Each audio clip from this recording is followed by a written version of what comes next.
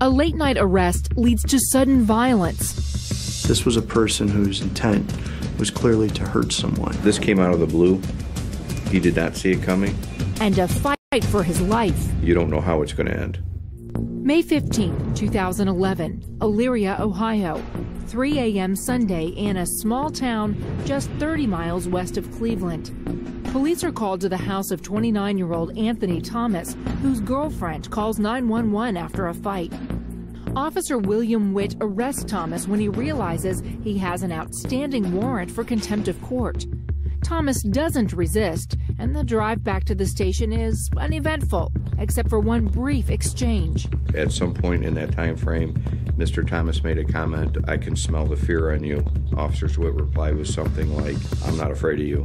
Witt, a 17-year veteran of the Elyria PD, doesn't think much of the comment. It's not uncommon for somebody that we're going to arrest to act tough and want to say things while they're in handcuffs. When you take the handcuffs off them, like you would do in the booking area, they rarely ever follow through with anything. After removing the cuffs, Officer Witt moves behind the counter to finish booking the suspect. What happens next catches Witt off guard. He jumped over the counter right at Officer Witt. Leaping nearly 4 feet in the air, Thomas attacks Officer Witt. Mr. Thomas clearly resecures his pants and moves back to get himself in position to go over the counter, so it's clearly thought about. It's not like it's just something that just happened. Officer Witt fends off his assailant and slams him down on the floor. He pushes his hands forward to try to stop the attack, and there's a pretty intense struggle. There's absolutely no way I would want to encounter Officer Witt. Just his size alone, his stature is intimidating. Officer Witt is probably the biggest officer we have in the department. He's around 6'6", at least 300 pounds. At first, Anthony Thomas, 6'2" and 180 pounds, seems outmatched. But it's only a matter of seconds before he springs up and overpowers the officer. Thomas is trying to get Officer Witt, and it looks like a chokehold. Officer Witt is able to push away from that, and you see Officer Witt go to the phone, and he's going to try to call for help. That phone is the officer's lifeline.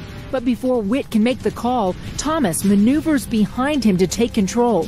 And that's when the fight takes a potentially deadly turn. He definitely did try to go for the gun. But the gun is not in the holster. Mr. Thomas thought that Officer Witt still had his weapon. Earlier that night, Witt brought Thomas in through the station's secure sally port. Prior to bringing him in the booking area, he removed his handgun and put it in the gun locker. But Thomas did not see the officer put his gun away, which is why he continues to go after it, forcing Witt to turn and defend himself. The violence escalates. It was an all-out fight. There were punches, there were elbows, there was a lot of wrestling going on. To me, it looked like he was hit full force. Officer Witt isn't able to call for help, but dislodging the receiver gets the attention of the dispatcher. Dispatcher Tina Thompson saw Officer Witt on the camera, and he was kind of humped over, lunged over, and she thought he was having some sort of medical distress. She immediately got on the radio and said that an officer needed help in the jail. Meanwhile, Thomas pours on the pressure. He grabs the officer's neck and applies a stranglehold. I am sure to Officer Witt that it seemed like a lifetime till backup arrived, because that's what it is. Seconds seem like hours. If you fight somebody straight for 30 seconds, it takes all your energy away. Officer Witt fought this guy for 1 minute and 5 seconds. Straight. Just when it seems like Thomas might suffocate him, Officer Witt summons a reserve of strength. Officer Witt's hands are on Thomas's neck, and you can see Thomas slowly starting to lose the fight. In a situation where a policeman or anybody is fighting for their life, deadly force is justified. After Witt regains control, almost 30 seconds pass before backup finally arrives. The officer lets go, but Thomas continues to struggle.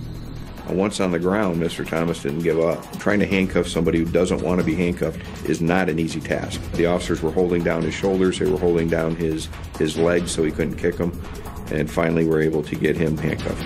Anthony Thomas is finally subdued and cuffed and taken to Lorain County Jail. Mr. Thomas came into the department on a contempt of court charge, which is a low-grade misdemeanor.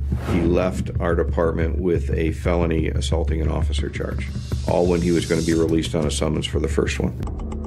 Thomas pleads guilty to assault and obstructing official business. He's convicted and sentenced to time served plus 3 years probation. Thomas also has to undergo psychological evaluation and treatment. Officer Witt sustains minor injuries. We do not have time to be afraid. We react. It happens afterwards. And that's when you think to yourself, wow, that could have been bad.